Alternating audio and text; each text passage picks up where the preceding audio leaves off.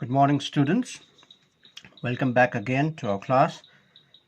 Now, in our previous lesson, we learned about activity series of metals. I'm again going to tell you the mnemonics to remember the activity series of metals, and that was Kedarnath ka mali aloo jara fiki nahi spicy pakata hai. Why he used to cook spicy aloo? Because he always used to call me something good, please. He always wanted others to call him good. So let's see again. Potassium, sodium, calcium, magnesium, aluminium, zinc, iron, nickel, tin, lead, hydrogen, copper, mercury, silver, gold, and platinum. This was the activity series of metal, and from this series what do we understand? That the reactivity of metals decreases as we move down the series. So according to this series, we can tell that potassium is the most reactive metal, whereas platinum is the least reactive metal. We also can tell from this series that all the metals which are above hydrogen, they can produce hydrogen gas. They can displace hydrogen from the compounds and can produce hydrogen gas. Whereas the metals which are below hydrogen in the activity series, they cannot produce hydrogen gas. They will not displace hydrogen from the compound, and therefore they will not produce hydrogen gas. We also can say, by looking at this activity series, that the elements which are above in top position can displace the metals which are in the lower position. For example, calcium can displace iron, tin, or lead, or copper, whereas copper cannot displace iron, but iron can displace copper. So why? Because iron, being more reactive than copper, will displace copper. That's why iron is kept at higher position in the activity series compared to copper. So this was the activity series of metals, and you have to learn this activity series and make it by heart. The easiest way to learn this activity series is through mnemonics. You can even make your own mnemonics, but the mnemonics which I gave you was Kedarnath ka mali aloo zara fiki nahi spicy pakata hai. Call me something good, please. So please remember this. Now I also introduce activity series of non-metals, especially taking halogen families. All the halogen members are non-metals. Example, fluorine, chlorine, bromine, and iodine.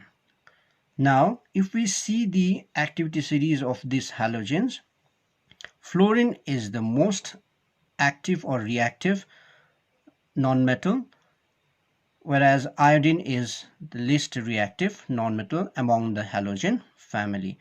Therefore, as we move down the group number 17, the reactivity or the activity of the non-metal decreases. That means fluorine can react very easily, and it can displace chlorine from chlorine compounds. It can displace bromine from bromine compounds, and it can displace iodine from iodine compounds. In the same way, chlorine can displace bromine from bromine compounds, but it cannot displace fluorine from fluoride compounds or fluoride. Why? Because chlorine is less reactive than fluorine. So like the metals in the activity series, non-metals also displaces those non-metals which are in lower position in the activity series of non-metals. Now, with the help of these activity series of metals and non-metals, we are going to understand now the remaining two types of chemical reactions, and they are displacement reactions and double displacement reaction. Displacement means to remove one particular thing from its place to some other place. So let us start displacement reaction first. So let's see what we mean by displacement reaction. So displacement reactions are those reactions in which more reactive element, remember the activity series, in which more reactive elements displaces means removes or displaces less reactive elements from their compounds. So let us see the general formula or chemical equation for displacement reaction. So if we have an element A and compound made of B and C, and if A is being a metal, if A is more reactive than B, then according to the activity series, what will happen? This A will remove this B, displace this B, and A will take its place. So hence, if A takes the place of B, it will form new product with AC as the composition, and B will be left alone like this. Let us see with the help of Legos. So if this is very reactive element and the compound containing less reactive element over here, if they react with each other, then the more reactive element, this A, will displace B, and therefore it will form compound AC like this, and B will be left alone. Let us see some examples so that the displacement reaction, the concept of displacement reaction becomes very clear to you. Let us take first example. Now, iron on reacting with copper sulfate solution, aqueous solution. Aqueous means there is water. Copper sulfate is dissolved in water, so it forms a aqueous solution. So when solid iron is added in copper sulfate, aqueous solution of copper sulfate solution, then what will happen? If you see the activity series of metal, iron is at higher position compared to copper. So which one is reactive? Iron is reactive. Therefore, what this iron will do? It will displace this copper from copper sulfate compound. So the copper will be removed from here.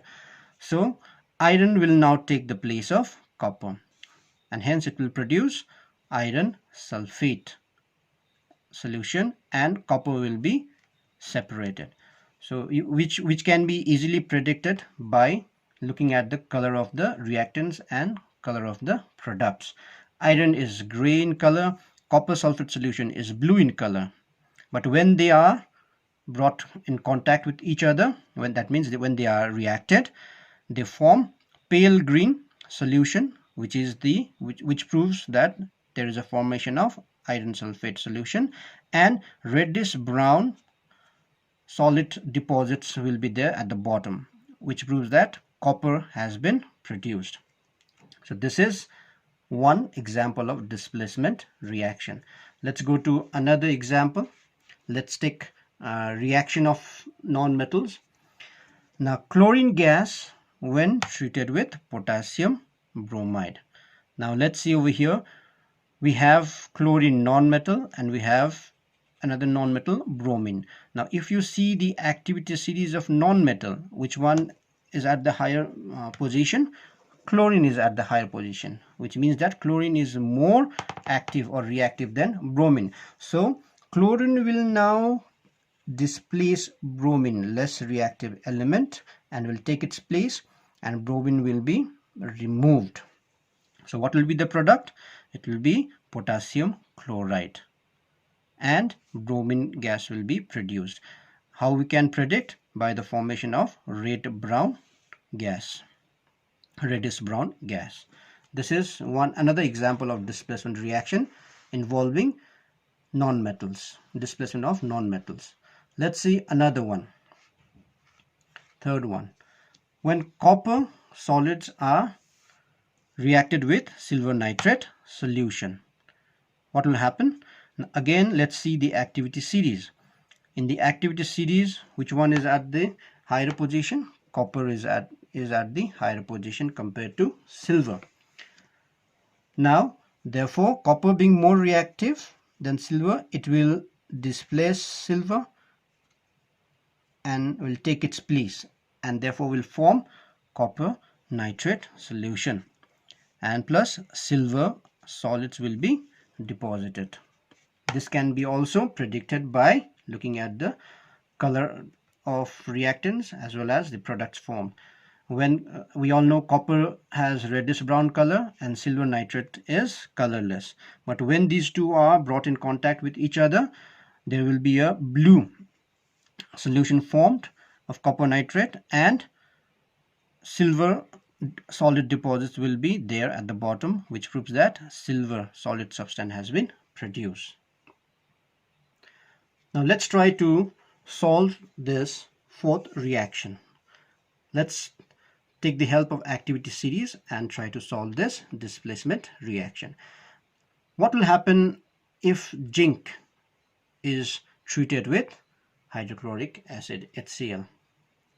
Now let's see over here. Zinc is a metal and hydrogen is a non-metal. But I told you earlier in our earlier class that in the activity series of metals, the only non-metal which is present in that series is hydrogen. So hydrogen is the only non-metal which is present in the activity series of metals. Now let us see their positions in the activity series.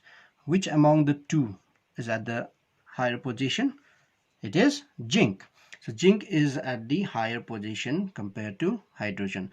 Now we also learned in our previous class the information given by activity series. What did we learn? That the metals which are above hydrogen will always displace hydrogen from its compound, producing hydrogen gas. So let's see. Now zinc being more reactive than hydrogen, it will displace hydrogen from the hydrogen chloride compound and it will form zinc chloride. Now let us see the valencies. Zinc has 2 valency, chlorine has 1 valency. So let's crisscross it. So what will be the formula of the compound then? The formula of the compound will be ZnCl2. So it will be ZnCl2 plus. Now hydrogen is removed, so hydrogen gas will be produced. Now hydrogen gas is a diatomic gas, therefore there has to be 2 hydrogen atoms in one molecule. Okay, so now let us see. Now we know the products. This is a displacement reaction. We got zinc chloride, this is a salt, and we also got hydrogen gas. Now let's see whether this equation is balanced or not. So zinc on the reactant side there is 1 and on the product side there is 1. So zinc is balanced. Let's see. I'll make it more darker so that you all can see it clearly. This is zinc chloride plus hydrogen gas. We can also show this by arrow pointing upward, which means that gas is being produced. Now let's see, zinc is balanced. Now let's come to hydrogen. On the reactant side we have 1 hydrogen atom, on the product side we have 2. So straight away we have to write 2 coefficient on the reactant side. So with this 2, now hydrogen is balanced, but here the number of chlorine atom has changed, it has become 2.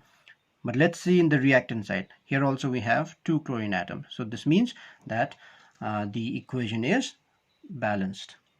This is all about displacement reaction. Remember, more reactive elements displaces or removes less reactive elements from their compounds in order to form new products as the product of the reaction. So this is displacement reaction.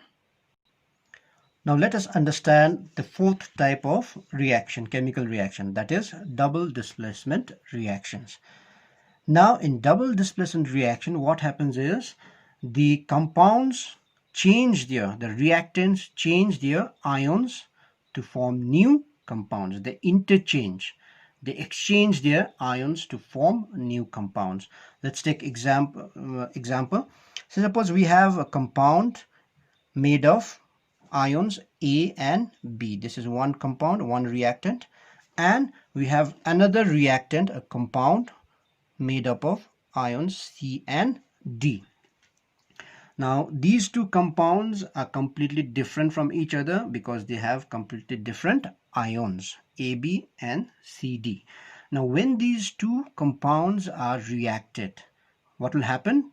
They will interchange their ions. Now the first compound will change its ion A with the ion of second compound CD.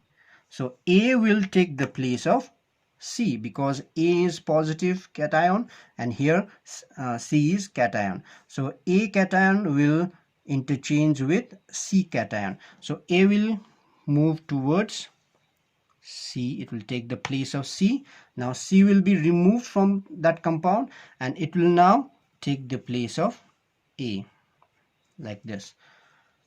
So what will be the product then?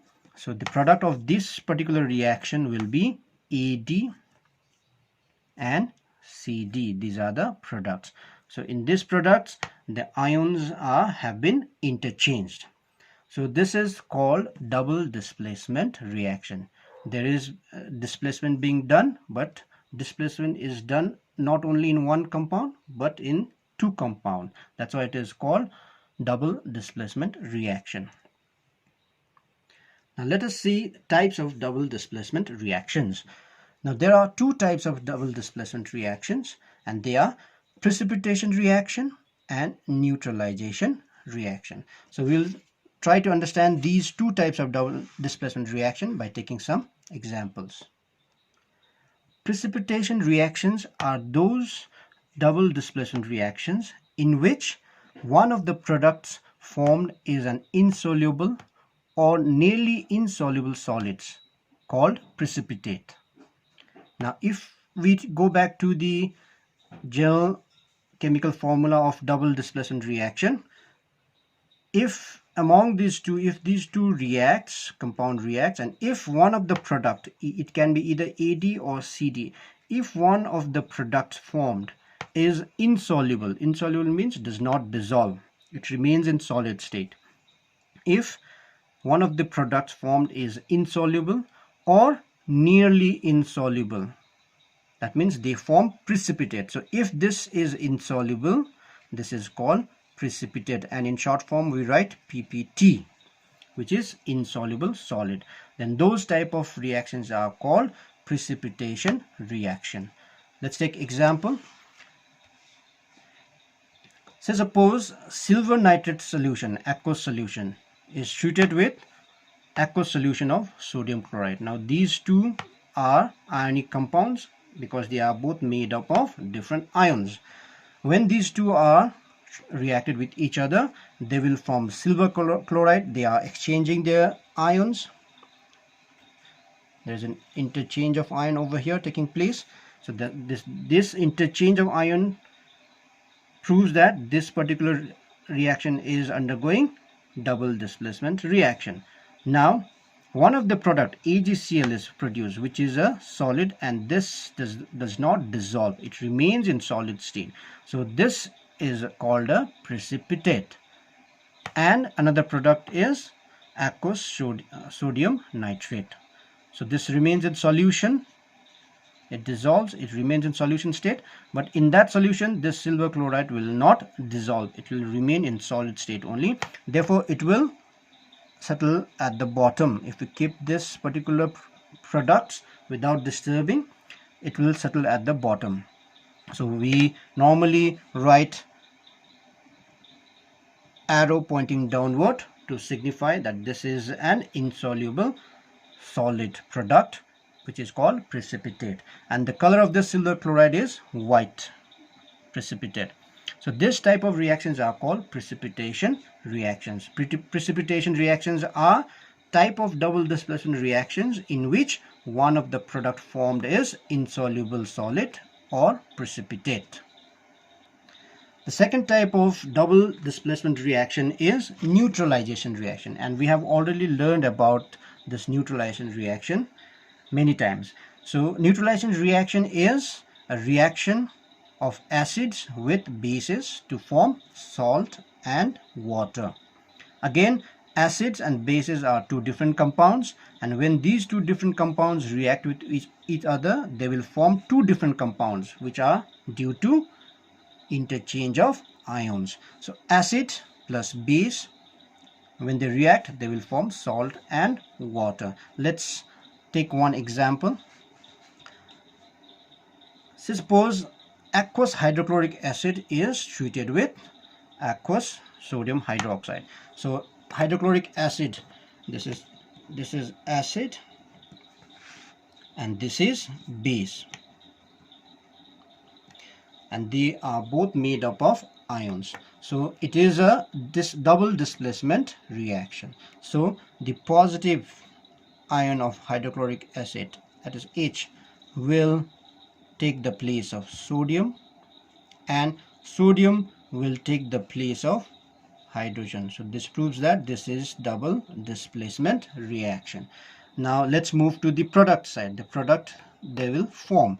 So the product formed will be when sodium takes the place of hydrogen, it will combine with chlorine. So it will form sodium chloride, and sodium chloride, we all know it is a salt. And this hydrogen, when it comes and removes sodium, it will combine with OH, and therefore it will form water. So these type of double displacement reaction in which acids reacts with bases to form salt and water is known as neutralization reaction. So I hope I made you understand the two types of chemical reactions. Those are displacement reactions and double displacement reactions. Displacement reactions and double displacement reactions. For detailed study of these two types of reactions, I suggest you to refer to your textbook and try to write the different types of chemical reactions in your exercise book, so that you become perfect in writing these type of chemical equations, and you can easily predict by looking at the chemical reactions which type of chemical reactions they are. This much for today's session. Stay safe and do all things well.